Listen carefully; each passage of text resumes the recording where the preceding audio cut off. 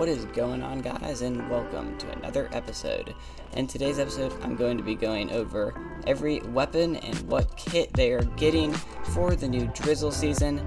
And with that said, you're going to want to throw your device across the room and hope it subscribes, because we are super close to 100 subscribers. And so with that said, let's get started. So starting out, we have the new main weapons, which are just like new weapons in general, not just kits. We have the Dread Ringer with Suction Bomb and Reef Slider. I think this kit could work really well with being able to throw that Suction Bomb down and, you know, have enough space once that explodes. For the Reef Slider is also good, just getting space for the Dread Ringer to get in rather than just attacking with no space. I think that's really good. And then moving on to number 2, the Heavy Edit Splatling. The Heavy Edit got Curling Bomb and Tacticooler.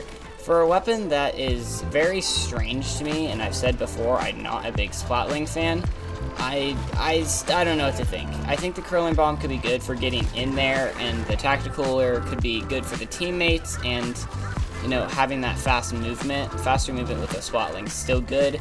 But I'm not 100% sure how I think about it, just because I'm not a big Splatling user. But moving on to the kits, we got the Golden Dynamo with Splat Bomb and Super Chump. Of course, Splat Bomb is like the best sub in the game, so that actually works really well, and I think that's a good one. But it has Super Chump. I don't really like Super Chump. But for a weapon that covers a lot of area already, and the Super Chump could actually add to that, and I think it actually could work. This is one of the weapons that could go decently with Super Chump. I'm not saying it's good, I'm just saying it could go decently. And then moving on to Octobrush Nouveau. Octobrush Nouveau got Squid Beacon and Ink Storm. I really like this kit actually, because I think Squid Beacon is really good for the brush, because it can get in there really fast and then still be able to like attack people because it's, you know, a very aggressive weapon. It will be able to get in there with those and continue to hold a line, and with Ink Storm, holding the line will be even more easy.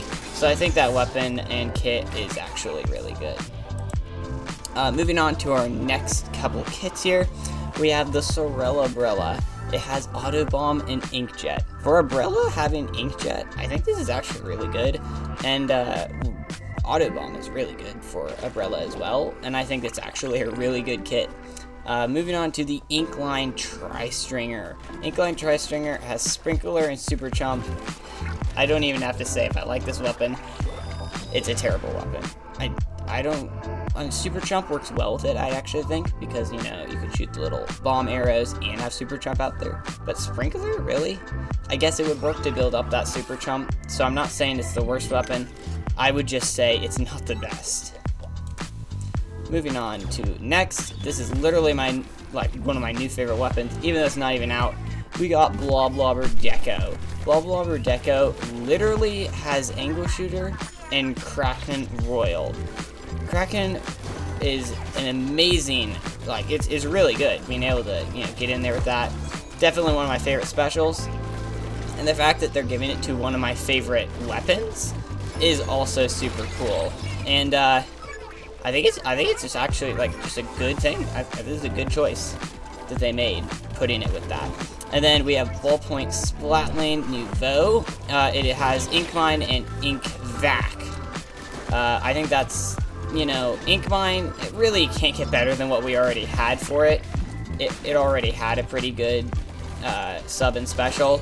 But, I mean, Ink Vac could work well, still not the best weapon choice in the world.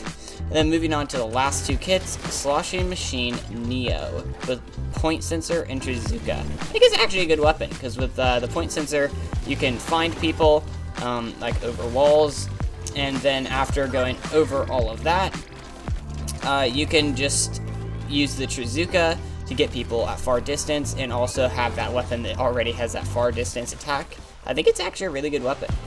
And then the last one is Custom GooTuber. It's not going to beat the other GooTuber, because the other GooTuber had Torpedo and Ink Strike, or no, not Ink Strike, it had the missiles, Ink missiles. This one has Fizzy Bomb and Ultra Stamp. It is not the best I've ever seen in my life, just because Ultra Stamp is good. I mean, it's a good kit. I think the weapon's a good weapon, but it's not going to beat what we already had. So, all in all, not the best weapon. But make sure to comment down below what your favorite weapons are that they're adding this season. And with that said, that is going to wrap it up for today's episode. One more thing is that I actually have a poll in the community section of the channel right now. We are trying to figure out if we want an episode on Splatoon 4, just like, you know, what we think it's going to be, just my predictions and, you know, ideas on what it could be about. If it does exist, it may not exist, so don't get your hopes up. And then also, Tears of the Kingdom DLC. If you want to vote on that poll, that is in the community section of the channel, and make sure to comment in that poll as well. Everything into the slightest detail you would want for those. That is going to wrap it up for today's episode. Thank you guys so much for watching, and don't forget to subscribe to the channel. It helps a lot. Thank you guys so much for watching.